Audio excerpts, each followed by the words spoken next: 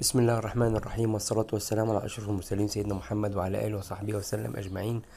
أهلا بكم أصدقائنا أعضاء التدريس في فيديو جديد بتاريخ 13/5/2024 وخاص بالجامعة المصرية الصينية.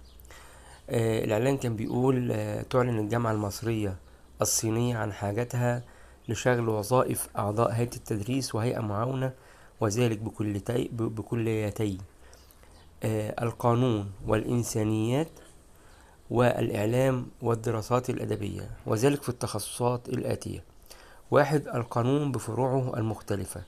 2. المساحة والمعلومات الجغرافية. 3. الإرشاد السياحي والإدارة الفندقية. 4. الصحافة الرقمية والتصميم الجرافيكي. 5. الإنتاج المرئي والمسموع. 6. الإعلان والاتصال التسويقي. 7. اللغة الإنجليزية. 8. اللغة الفرنسية. 9. اللغة الروسية. 10. اللغة الصينية. 11. اللغة الأسبانية.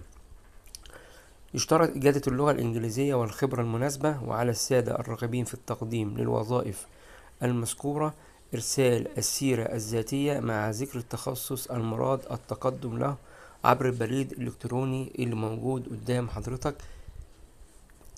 info@ecu.edu.eg. ده الإيميل اللي حضرتك هتبعت عليه السي في بتاعك.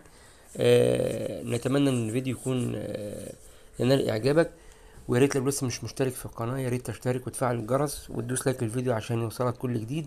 وأرجو منك إن أنت تعمل شير لكل أصحابك اللي بيدوروا على الشغل دوت. في النهاية برضو ما تنسناش بالدعوة بالرحمة ومغفرة الذنوب. شكرا لكم، والسلام عليكم ورحمة الله وبركاته.